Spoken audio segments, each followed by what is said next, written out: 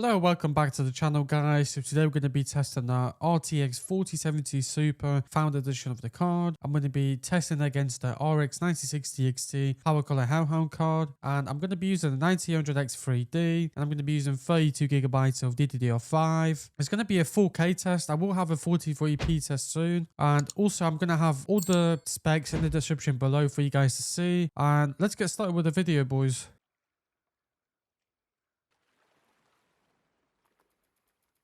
Right guys, so we're starting out with The Last of Us Part 2 Remastered, running at 4K, very high settings with TAA, and we're seeing around 15 to 14 FPS difference between these two cards. The power draw on the 4070 Super is around 45 watts higher, so it has basically the same power draw as the RX 9070. I've noticed the Pulse model that I have goes up to 220 watts, so that's basically the same power draw. The 1% low seems to be fine on both cards as well. They are both struggling, to be fair. Like, they're both under, 60 FPS, so it's not amazing, but it is, with TAA, and it doesn't have any upscaling to really help it. So I would say it's pretty decent, because when you enable, DLSS quality or FSR quality, you're gonna get way more FPS, so you should be completely fine. You're probably not gonna get 60 FPS on the RX 9060 XT just because it's already really low, but the RTX 4070 Super should do pretty fantastic job after you enable some DLSS to help it. It should get over 60 FPS and you should be able to play really comfortably.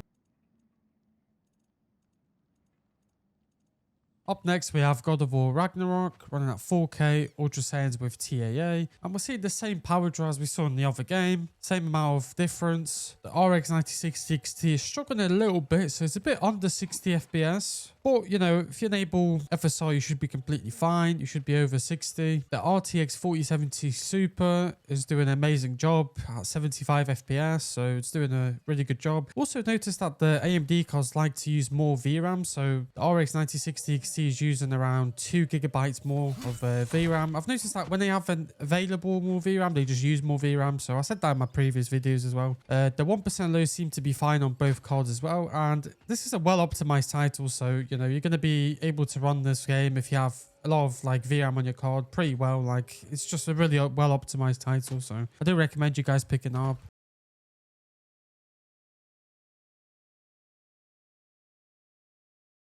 Alright guys, so we have Spider-Man 2 running at 4K ultra settings with TAA. We're seeing around 10 to 12 FPS difference between these two GPUs. And again, the RX 9060 XT is using around 3 gigabytes more on the memory. And the 1% lows are not amazing on both of these cards just because this game is just so broken. You need to use FrameGen basically to get, reasonable smoothness in the game. Even with my 5090, I had to use, frame generation because it was just so stuttery. So yeah, I do recommend frame generation on this title. It is an amazing game. It does look really nice. It's just really stuttery, so it's just one of these games that if you don't play with frame generation, it's going to be stuttering every 2 seconds. So other than that, though, it is a great game. Honestly, it really is. I have finished it fully, so yeah, I did enjoy myself, but I did have to use a frame generation. It wasn't too bad on the 5090, but yeah, after enabling that frame gen. But the RTX 4070 Super is doing a little bit better job here, so. Next up, we have FORZA Ryzen 5 running at 4K max settings with TAA. Again, we're seeing around 10 to 12 FPS difference between these two GPUs. Power draw seems to be around the same like in the other games. The RX 9060 XT is using more VRAM yet again. But I think both cards are doing a pretty fantastic job considering, this is TAA and we are using ray tracing. So, it's literally max settings. I think both cards are doing a pretty decent job. You will see some stuttering once in a while with these settings in this game, I've noticed, because I do play this game quite a bit now, and even with the 5090 it does stutter once in a while, so we are going to see the drop in a minute with the RX 9060 XT. And to be fair, if I ran the RTX 4070 Super for long enough, it would stutter as well. So the RX 9060 XT stuttered a bit earlier, but it would have happened for the RTX 4070 Super anyway, so.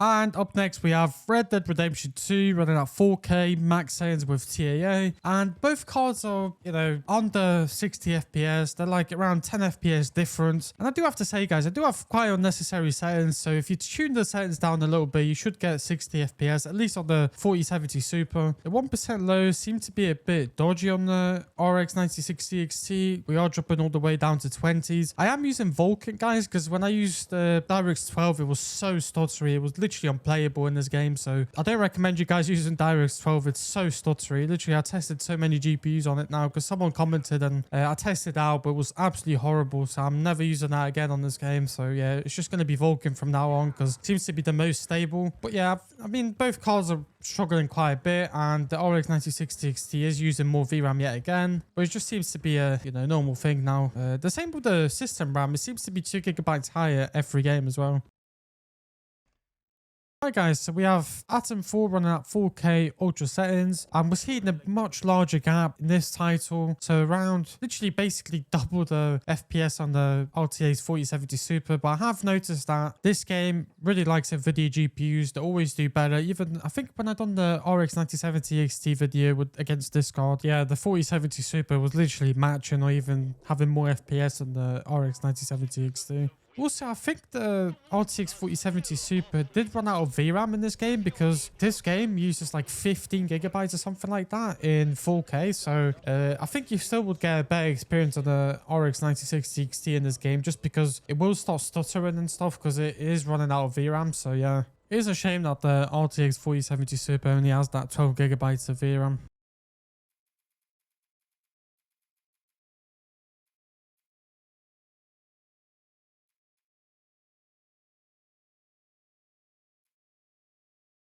Right guys, so next up we have The Last of Us Part 1 running at 4K ultra settings, and we're seeing both of the cards really struggling. This is a very demanding title, so it's really hard to run. I remember playing it back like 2 years ago on my 3070. I kept running out of VRAM. It was just a mess, and I kept, you know, just having so many issues this game. I'm happy that they finally fixed it. I did play through it again on my 5090 not long ago, so pretty nice to play it again. But yeah, it's a very hard title to run. So yeah, both cards are really struggling, both on the 60 sadly. But you know, if you enable DLSS on the 4070 Super, I think you might be able to get 60 FPS in this title. But I think it might be running out of VRAM. It seems to be really close to that 12 gigabytes and it seems to be stuttering. I think it is running out of VRAM sadly. This game does use quite a bit of VRAM. We are seeing 14 gigabytes on the RX 9060 XT, but like we saw in the other games, it is using normally more VRAM. But I think here it should be using more. So yeah, I think it's just running out of VRAM, that 4070 Super.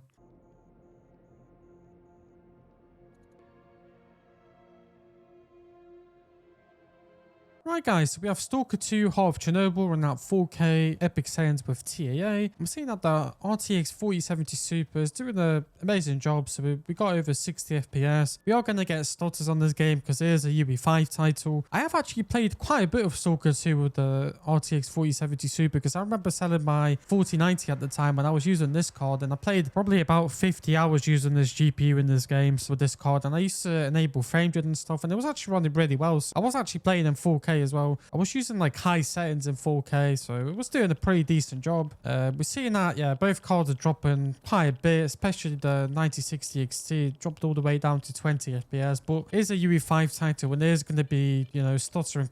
One plus about this game is that it doesn't really use that much VRAM in 4K, so we are seeing under 8 gigabytes of VRAM getting used on the RTX 4070 Super. RX 9060 XT is using a bit more, like it has been in other games as well. But yeah, I think both cards are doing a pretty decent job considering how broken this game is.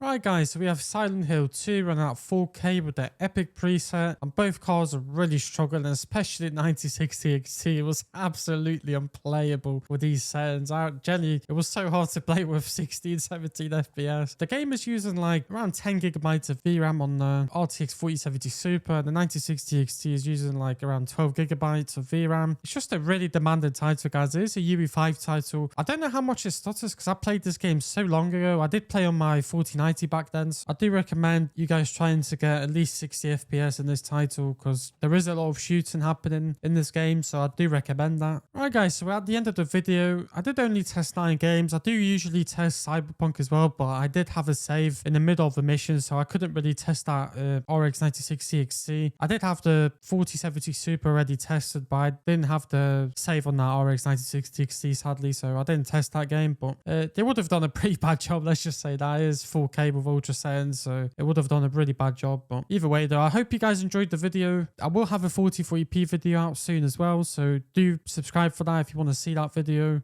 Please drop a like, comment guys, and see you guys in the next video. Thank you for watching.